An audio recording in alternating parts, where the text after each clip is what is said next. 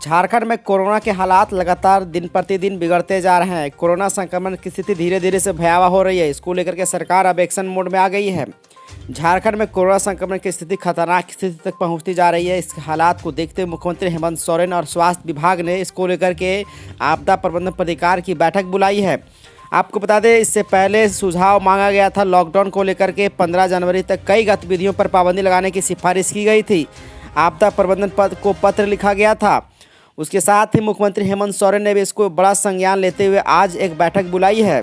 कल जो सुझाव मांगा गया था उसमें यह अंदेशा लगाया जा रहा था कि आज से शाम 6 बजे के बाद संपूर्ण लॉकडाउन लगा दिया जा सकता है। ऐसे में मुख्यमंत्री हेमंत सोरेन ने आज आपदा प्रबंधन प्राधिकार की बैठक बुलाई है। इस बैठक में यह निर्णय लिया जाएगा कि किस प्रकार से लॉकडाउन झारखंड में लगना चाहिए। झारखंड में लॉकडाउन को लेकर के पूरी समीक्षा की जाएगी। ऐसे में यह स्थिति साफ हो रहा है कि आज के बैठक के बाद एक बड़ा ऐलान कर दिया जा सकता है। अर्थात आज शाम 6 बजे के बाद अगर सुझाव को सरकार मानती है तो अगले सुबह 6 बजे तक 15 जनवरी तक लॉकडाउन होने वाला है। किन चीज़ों पर पाबंदी रहेगा इसको लेकर के हमने आपको खबरें दिखाया था।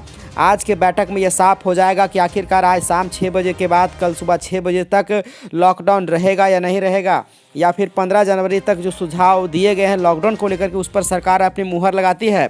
सिफारिश में है कि park, sports complex, stadium, swimming pool, gym आदि बंद किए जाएं। उसके साथ ही धार्मिक स्थलों को बंद करने की बात कही गई है। श्रद्धालुओं के प्रवेश पर रोक की बात कही गई है।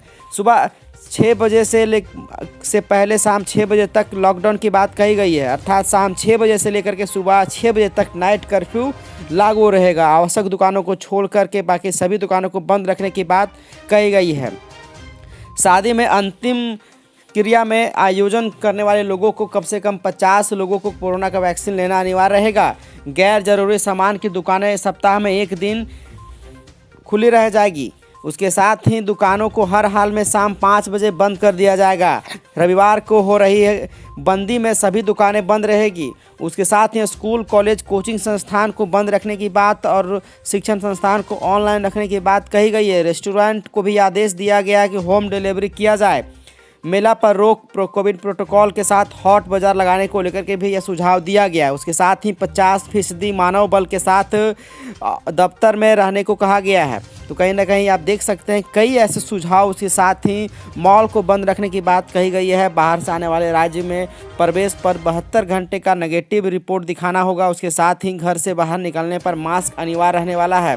5 साल से कम उम्र के बच्चों को छूट देने जाने की बात इसमें कहा गया है। उसके साथ ही राज्य में आवाजाही के लिए दोनों डोज वैक्सीनेशन सर्टिफिकेट बतौर पास के तौर पर रखना होगा। इन 3 चीज़ों को लेकर सुझाव दिया गया और इसी सब चीज़ों को लेकर के आज आपदा प्रबंधन प्राधिकार की बैठक में यह साफ हो जाएगा कि आखिरकार ये जो सुझाव दिए गए हैं आपदा प्रबंधन प्राधिकार को पत्र लिख करके उस पर मुहर लग पाती है या नहीं लग पाती है।